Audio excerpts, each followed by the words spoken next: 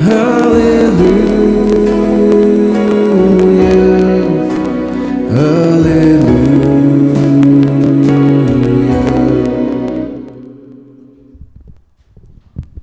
Lord be with you. And with your spirit. Reading from the Holy Gospel according to Luke. Glory to you, O Lord. Two of the disciples of Jesus were on their way to a village called Emmaus, 7 miles from Jerusalem, and they were talking together about all that had happened. Now as they talked this over, Jesus himself came up and walked by their side. But something prevented them from recognizing him. He said to them, "What matters are you discussing as you walk along?" They stopped short, their faces downcast. Then one of them, called Cleopas, answered him, "You must be the only person staying in Jerusalem who does not know the things that have been happening there these last few days." "What things?" he asked. "All about Jesus of Nazareth," they answered, "who proved he was a great prophet by the things he said and did in the sight of God and the whole people. And how our chief priest and our leaders handed him over to be sentenced to death and had him crucified. Our own hope had been that he would be the one to set Israel free. And this is not all. 2 whole days have gone by since it all happened, and some women from our group have astounded us. They went to the tomb in the early morning, and when they did not find the body, they came back to tell us that they had seen a vision of angels who declared he was alive. Some of our friends went to the tomb and found everything exactly as the women had reported, but of him they saw nothing." Then he said to them, "You foolish men, so slow to believe the full message of the prophets. Was it not ordained that the Christ should suffer and so enter into his glory?" Then, starting with Moses and going through all the prophets, he explained to them the passages throughout the scriptures that were about himself. When they drew near to the village to which they were going, he made as if to go on, but they pressed him to stay with them. "It is nearly evening," they said, "and the day is almost over." So he went in to stay with them. Now, while he was with them at table, he took the bread and said the blessing. Then he broke it and handed it to them, and their eyes were opened and they recognized him, but he had vanished from their sight. Then they said to each other, "Did not our hearts burn within us as he talked to us on the road and explained the scriptures to us?" They set out that instant and returned to Jerusalem. There they found the 11 assembled together with their companions, who said to them, "Yes, it is true. The Lord has risen and has appeared to Simon." Then they told their story of what had happened on the road and how they had recognized him at the breaking of the bread. The Gospel of the Lord. Praise to you, Lord Jesus Christ. Please be seated. My dear brothers and sisters, we just read the Bible passage about the Emmaus journey. The disciples, 2 disciples going to Emmaus, who were supposed to be in Jerusalem, but they left Jerusalem because they were hopeless. And one of them was Cleopas. He was uncle of Jesus. Because we read like this in Gospel of John chapter 19 verse 25. We read like this. And that is what the soldiers did. Meanwhile, standing near the cross of Jesus were his mother, that is Mother Mary, and his mother's sister, her name is Mary, the wife of Cleopas. So this same Cleopas was one of those people who are going to Emmaus. And this Cleopas, who has got 3 children, James, and there are 3 people, 3 of them, James, Simon and Jude. 3 of them who are considered as the brothers of Jesus because they are cousin brothers. So these people, they lost hope in Jesus and they left Jerusalem, though they were asked to stay in Jerusalem, but they were leaving from Jerusalem to Emmaus, and Jesus walked with them. And the other day I explained to you word by word all these Bible passages already. And I explained to you the whole Holy Mass is depicted here. In the whole passage, we can see the different steps of the Holy Mass. And my dear brothers and sisters, after the resurrection, whenever Jesus came, he used to celebrate Holy Mass with them by taking the bread, blessing it, breaking it, giving it to them. It is the same method that is used in the Holy Eucharist. In fact, he was encouraging all the people, all of them, to have the Holy Eucharist daily. And in the breaking of the bread, they will see Jesus. They will see Jesus because breaking of the bread. You know, many people say, why in the Passover is celebrated only once in a year. And Jesus, Holy Eucharist, is a Passover. Then why do we have this Passover, which is Holy Eucharist, every day? Because according to Jewish religion, it is only once in a year. But then we know from Jesus' teaching, Jesus said, this bread is the living manna from heaven. According to Old Testament, manna was given to them not once in a year, but every day. And they were supposed to take this heavenly sacrament, heavenly bread every day. And that is why we have Holy Eucharist every day. We need this manna to survive here, to reach the heavenly Jerusalem. Now, before I continue speaking about this, I would like to speak to you about one person who is from South India, Kerala, and her name is Ajna George. She was only 27 years when she died in this year, January 21st. She died, 2022, January 21st. She was only 27 years of age, and she was suffering from cancer for almost 5 years. And that is, now she has become very famous in South India because there are so many people going to her tomb and praying because so many miracles, because she was leading a completely 100% holy life.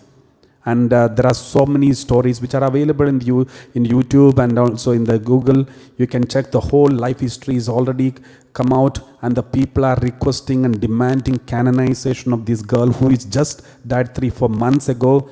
And then there were so many letters sent to Rome and bishops, and then bishops has to come out and give an official statement that we cannot canonize immediately like this, because there is lots of pressure from people, because everyone had seen her devotion to the Holy Eucharist.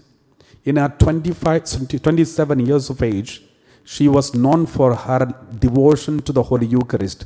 She never missed even a single Holy Mass, even during pandemic time. And she tried to go for Holy Mass. Somehow she got connected to some priest. She was a very active member of the Jesus Youth. And then she somehow managed to get connected to some priest and demanded them that when they celebrate Holy Mass, she can come and participate and receive communion. But during those pandemic times, she was bedridden.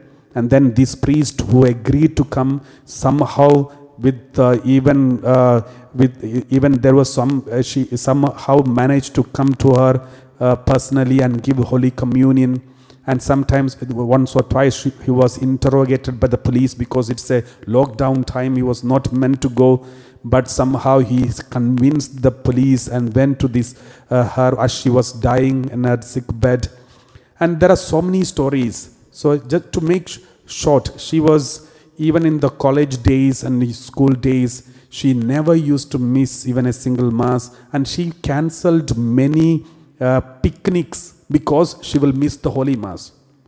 When all her friends go for 1 week or 2-3 days of picnic, she never used to go for picnics. The only reason is she doesn't want to miss the Holy Mass.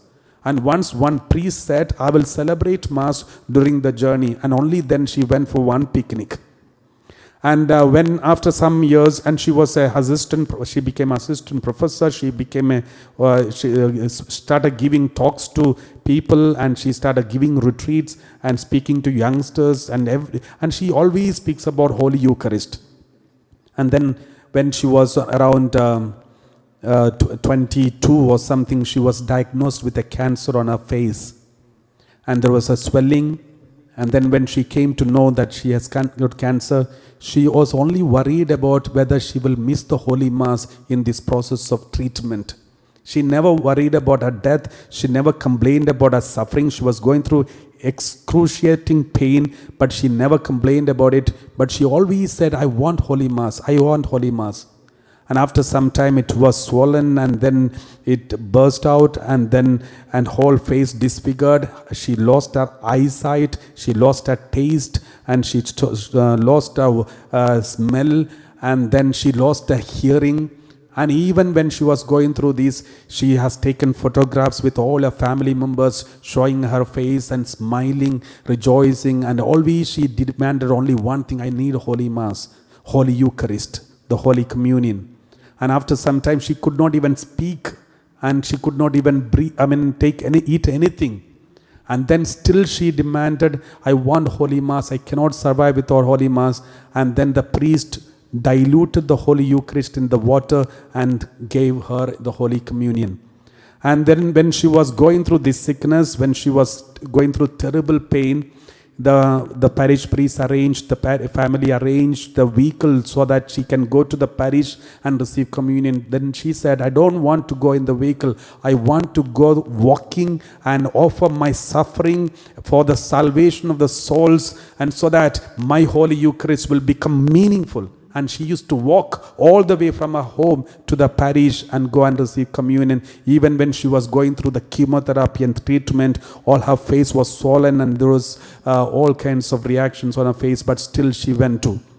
And she loved, and she was a very good singer, and she's called the Nightingale of the whole Blessed Sacrament. And people are going to her tomb even now, and every day you can see something or the other in the social media about her. And she has become a big, as thousands of youth are flocking and following her and watching her videos and all those kinds of things. Just imagine, she died only this year, January 21st. So you can get to know more about her heroic life of zeal for the Eucharist through the YouTube or Google, and you can find out Ajna George. My dear brothers and sisters, this all shows there are so many people who are so concentrated and focused on the Eucharist because Jesus came for the Holy Eucharist. Jesus died for the Holy Eucharist, to give us the Holy Eucharist. Jesus went through all those passions so that we can eat his body and drink his blood. The whole salvation history is focused on the Holy Eucharist. If there is no Holy Eucharist, there is no priesthood, no Christianity, nothing. We are all gone. And all our faith is in vain. Everything that we believe is useless if there is no Holy Eucharist. The Holy Eucharist is the peak and summit and sum total of the whole salvation history and salvation mystery. This is what the Second Vatican Council said. Peak and summit and sum total of the whole salvation history is Holy Eucharist. We should thirst, and we should thirst for it. And we should never miss one Holy Mass. Even if, there are people, so many people, even though that they are staying next to the church, they miss Holy Mass. They avoid Holy Mass. They don't receive Holy Communion because they don't value it. Look at this girl who, even in spite of the terrible sickness that she was going through, she was thirsting for the Holy Mass. She cried for Holy Mass, and she sacrificed all her pleasures just to receive Holy Communion every day. And there are so many saints like this who lives among us. Only when they die and when they become famous, we come to know. Otherwise, we don't even know. And she was in fact next to our neighbors. But still, I never knew until recently about this girl who was living a holy life like this and led a heroic life. My dear brothers and sisters, there are so many thousands who are living like this. I've heard about a nun who is still alive. She is living only by the Holy Eucharist. Even now, she is healthy and everything is perfect, but she doesn't eat anything else other than the Holy Eucharist. She is still alive and she is leading a secret life because she doesn't want her name to be published. Only some priest among the priest circle, we all know about her, and she's also from the South India. She's living a holy life. So many people send prayer requests, those who know her personally, her family members and everyone. She is always in prayer and always living only with the Holy Eucharist. My dear brothers and sisters, there are so many who are the miracles of Holy Eucharist. These are the people who are miracles of the Holy Eucharist. Therefore, God has given such a mighty blessing, that is Holy Eucharist, in every day in your parishes. How dare we miss this Holy Mass? How dare we take the Holy Mass so lightly? How dare we just ignore the Holy Mass? And this is something that we all need to reflect and examine our conscience. We will have to give an account in front of God for these moments of ignorance and rejection that we do and give to the Holy Eucharist. Therefore, my dear brothers and sisters, on this day, as we remember the Emmaus journey, where disciples on the way, they met Jesus and Jesus reminded them, ended up in the Holy Mass, and their eyes were opened and they returned to their original house, that is Jerusalem. We need to reflect this Bible passage again and again and understand the importance of the Holy Mass, and never ever miss and never ever dare to miss this Holy Mass in our life. Let's sing together the offertory hymn.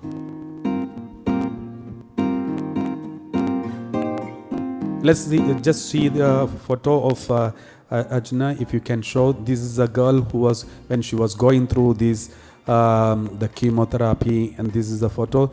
And she's a very beautiful girl, and after that she was disfigured. Whole her face was disfigured. She lost her eyesight, and whole face was removed, and ears removed, and eyes removed. And there's terrible, you can see the pictures and see how much pain and suffering she had gone through during her time. But she loved the Eucharist so much, and she lived for it. And it is said, those who have visited her in the last moments when she was dying, that was even during the pandemic, she never missed the Holy Mass. There was her spiritual father made sure to take the Holy Communion and give it to her every day. But the last day when she was about to die, it is said in the hospital, her room was like a chapel, because there is all the pictures of Jesus, Mother Mary, saints, and always there is prayer. Always 24 hours there was prayer. Even people who visited her, they all used to pray, and she used to love to pray. And every day there was Holy Eucharist celebrated in her hospital bedroom.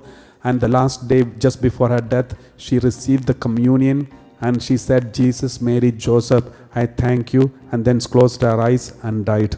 And so peaceful death. So let's thank the Lord for the gift of all these holy people who lived and lives among us.